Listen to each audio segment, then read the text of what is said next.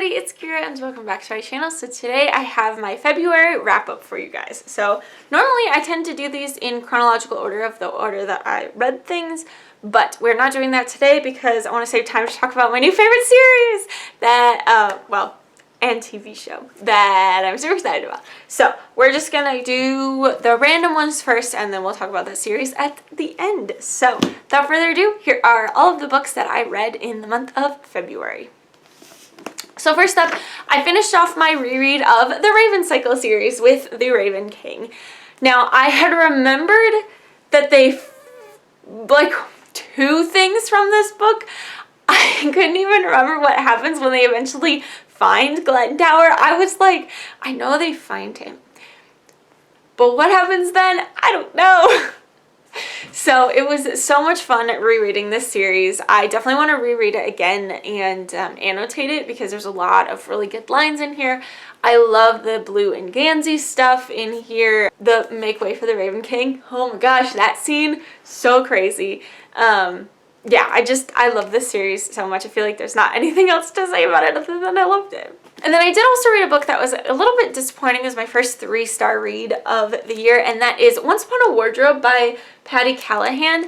So, okay, if you know me, you know that I love Narnia and anything related with Narnia. And this is kind of like a historical fiction, but almost like biography kind of thing about C.S. Lewis. So basically, it takes place in 1950, right after The Lion, the Witch, and the Wardrobe has been published. And you follow our main character named Megs, and she is a student at Oxford University, and she has a younger brother named George who is dying of disease. We don't really know what it is, as we kind of assume cancer. And he has read The Lion, the Witch, and the Wardrobe and loves it. And he finds out that C.S. Lewis is a professor at Oxford University. Not the specific college that Max is going to, but like in Oxford, right? And he's like, where does Narnia come from? And she's like, I don't know. She has a very like analytical mind, very like math based, like does not really understand fiction and stories and fairy tales and whatnot. But her brother just wants to know where Narnia comes from. And so Megs ends up developing kind of a friendship with C.S. Lewis and his brother Warnie, and kind of finding out bits and pieces of C.S. Lewis's life and kind of where these parts of Narnia come from. Now, so it's interesting because there's like a couple of factors that went into me not enjoying this as much. One is kind of the timing of it. I was reading this kind of in between when I was reading my other series that I really love that I will talk about later. So I feel like the timing of me reading it just wasn't great. I also did just watch kind of a documentary about C.S. Lewis, and so all the information in here where he's like telling her stories of his life and stuff is all stuff that I'd heard pretty recently. I watched it over Christmas break. I can't remember what it's called. The Reluctant Convert, I believe. I'm like 99% sure that was what we watched. Me and my family watched it over Christmas break. So that had a lot of more like same kind of biographical information. So I kind of already knew a lot of it. Also, I didn't love the way it was written.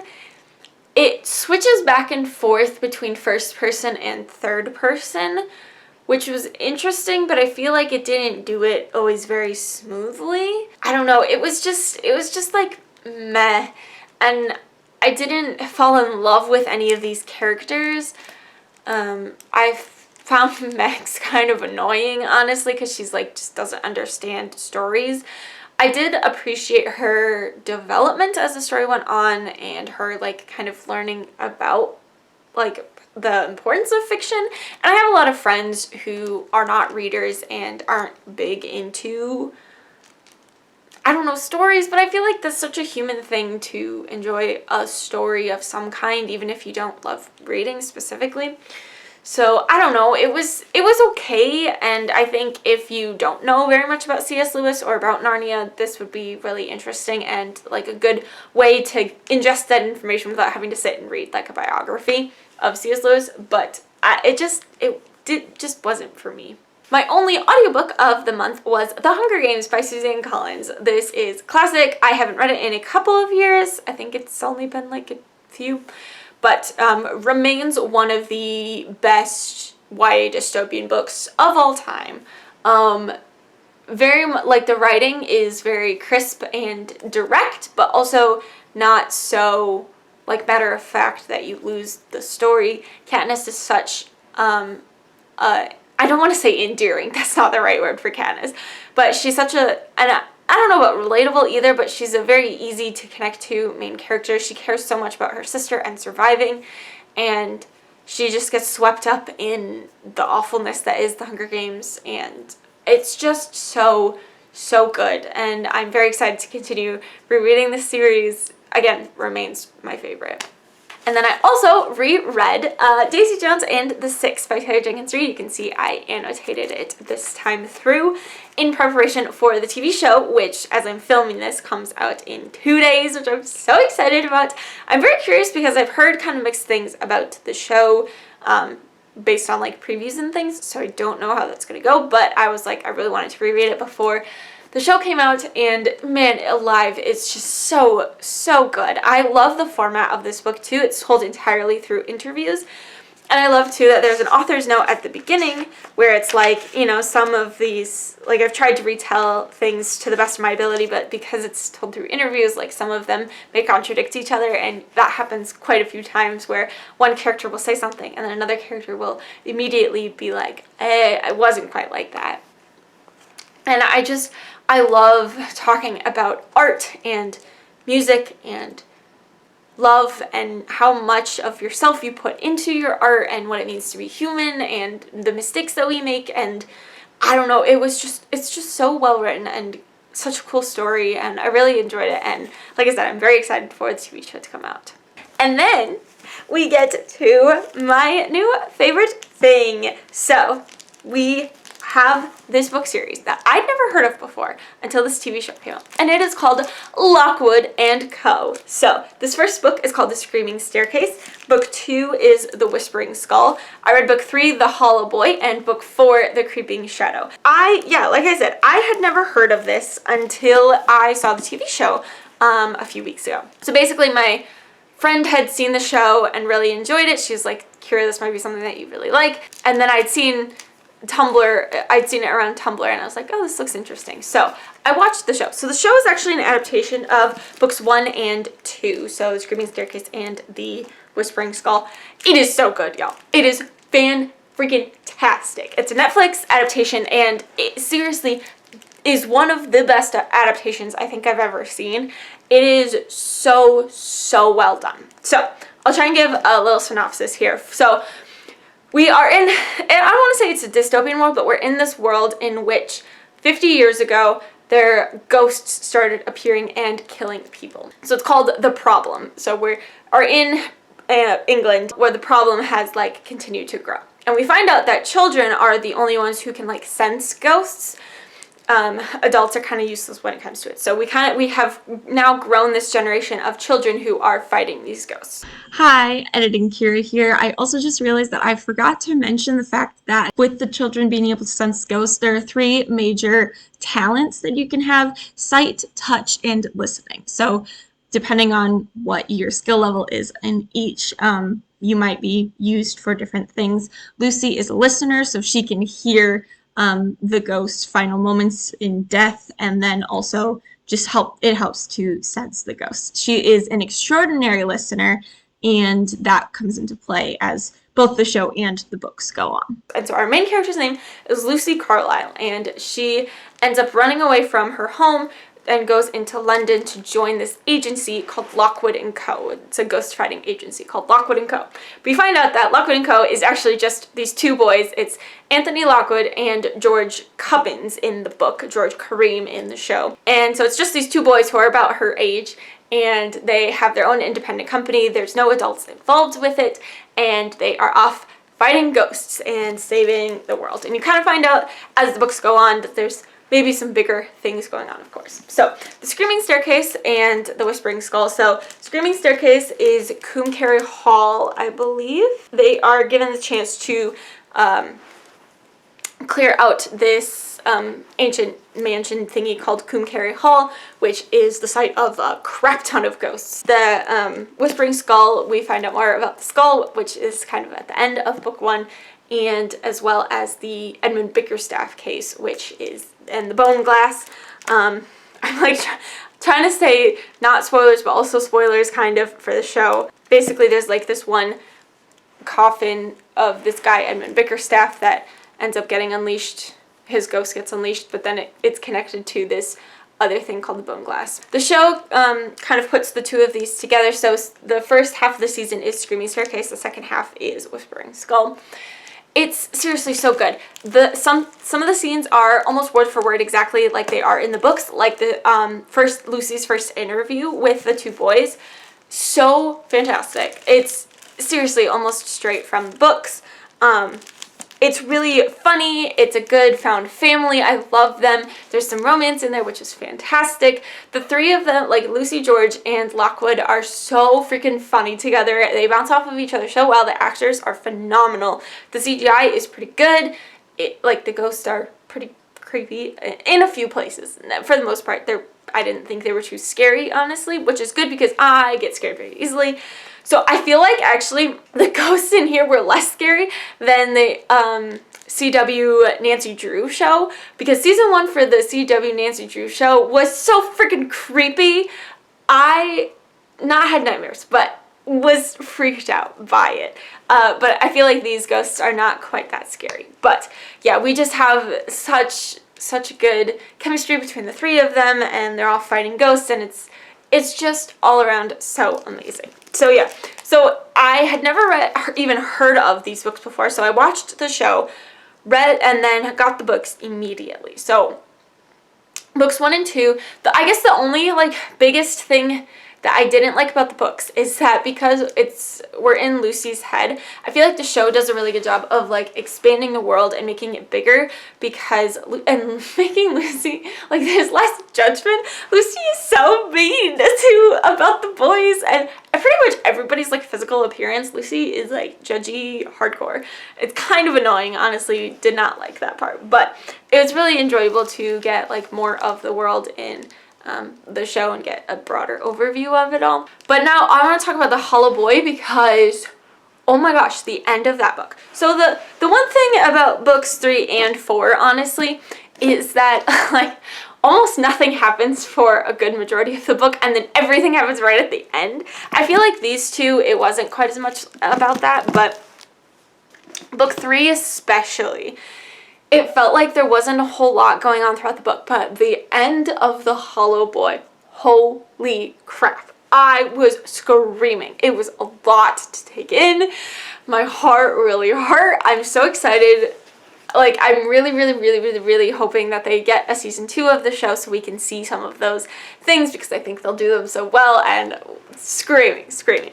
And then the Creeping Shadow, we get more backstory on, or a little bit of backstory on the problem and like potentially what's going on there. We also get a lot more of the Locklisle romance, so Lucy and Lockwood are kind of ramping it up a little bit, which I appreciated. I think the show kind of hastens the timeline on that. It goes a little bit faster in the show. I love in book 3, we are introduced to Holly, which I really enjoyed her character in book 4 a lot better actually than in Hollow Boy. But I would also love to see her cast in the show as well. I don't really know what else to say other than please go watch the show. It's so phenomenal, and I'm really hoping we get a season 2. It seems to be doing pretty well, so I'm hopeful right now. But yeah, it's just so good. Okay, and then last but not least, I want to share some of the food for thoughts from my book journal. So I'll just do this will be in order that I read them, so you'll find out the order that I read things. So for the Screaming Staircase, one of the questions Kat put is, what is your, oops, sorry, I just hit the camera. What is your favorite dumb quote? And so I can't remember, I think it's Lockwood who says, "You're a girl, aren't you supposed to be more sensitive?" And then Lucy goes, "To emotions, yes. To nuances of human behavior. Not necessarily to secret passages in a wall." I thought that was really funny. The banter is so good. So, question from the Whispering Skull. Do you think everyone got the ending they deserved? And I said yes, especially George getting a heroic moment. It was interesting seeing that was one of the changes, was the ending of this one of the changes that they made in the show as opposed to the book. And I appreciated George getting to be the heroic one for a change in this. So for the Raven King, one of the questions was, what was the significance of the title and do you think it fit, why or why not? And the significance of the Raven King is Glendower, but also Gansey, and I love that connection that draws through all of them. And I said it's especially fitting for the final book in the series where they're searching for the Raven King. For the Hollow Boy, we have what, if any, questions do you still have about the plot? The Orpheus Society. We learn a little bit more about them in a later book, but they are first mentioned in The Hollow Boy, and so I said, what is up with them? Who is using that basement? Also, that. Connected, but I want to know. I need to know what's going on with the Orpheus Society. So for Creeping Shadow, we had, would this be the kind of world, place, or time period that you would enjoy living in? And I said, and why? And I said, no, because ghosts are scary. Although it would be pretty epic to walk around with rapier all the time, like to walk around with swords, that would be really cool. But I think overall, I would not want to live while the problem is going on. So for Once Upon a Wardrobe, one of the questions is, could the order of events be changed, added, or omitted? If so, why? What do you think the consequences will be? And I said, actually not really, because of how the story was kind of like the story of C.S. Lewis telling the story of his life. So it couldn't really be changed in almost any significant way because he kind of goes chronologically through his life about how, like, just explaining his life and kind of how Narnia developed from that. So I thought that was kind of interesting. Ooh, okay, for Daisy Jones and the Six, we had if each character was in the Percy Jackson world, what cabins would they be in and why? And so I said, ooh, tough. I came up, there's a couple of them that I like went back and forth on stuff. So I think Billy, the thing that came most quickly to mind was Apollo, just because songwriting. But then also I said maybe Zeus because of like him having a big head a lot of the time. Daisy, I said either Hera or Aphrodite. I mean, I feel like Aphrodite fits more because she just very much like wants to be loved. And then also, you know, is adored by thousands of people, you know. Camilla, I ended up with Hestia. I feel like Camilla just embodies Hestia. Like, I said a couple of the other gods and goddesses, but I think Hestia, like, goddess of home and hearth, that is Camilla. Like, she wants a family. She wants to settle down and be with her kids and stuff. So, Hestia. Graham, I said Hades because he's kind of always stuck in his younger brother's shadow kind of a thing. And is, like, not always bitter about it, but occasionally bitter about it. And then the only other two that I didn't do everybody. Eddie, I said Ares because Eddie is freaking annoying and I didn't like him. And then Karen, I said either Athena or Artemis. I'm not sure because Karen is kind of the opposite of Camilla in that, like, she doesn't want, like, a family and, like, that kind of steadiness. But she is, like, also very smart. But she's not always, like, it takes her time to, like, be willing to work or, like, fight for what she wants. She kind of, once Daisy ends up taking initiative and changing the band, then Karen is like, oh, I can also do that for myself. But she wasn't going to before kind of a thing. But, so, Athena or Artemis. Okay, so I changed the question a little bit for The Hunger Games. We have, what do you think the dumbest plot point was and why? So I put a little bit more angering and annoying than dumb necessarily, but erasing Katniss's scars after the games because we don't want to be reminded of the harshness of it. So, you know, after she comes out of the games, and finally, like, wakes up, she finds out that, like, her, you know, skin has been cleared and all of these, like, scars that she's had even since childhood have been erased. And it's very much like the Capitol's way of presenting this, like, whole good, I guess, image, this, like, present and, you know, nicely done for television image of Katniss after the games instead of, like, her actual traumatized self. But, you know, the Capitol people don't want to be reminded of the terribleness of what they're doing, and so they just want this, like, little pretty package kind of a thing. And so it was more annoying and angering than dumb. I feel like there aren't really that many dumb plot points in The Hunger Games. I just love that series so much. So yeah, that's it. Those are all the books that I read in the month of February. Comment down below. Let me know if you've read any of these and what your thoughts were on them. Please go check out Lockwood & Co. on Netflix. It's so good, and I highly encourage you to do it. So yeah, that's it for this video. Thank you guys so much for watching. I hope you enjoyed. If you want to follow me on social media, all my links will be in the description as always. Thanks again for watching, and I'll see you next time. Bye!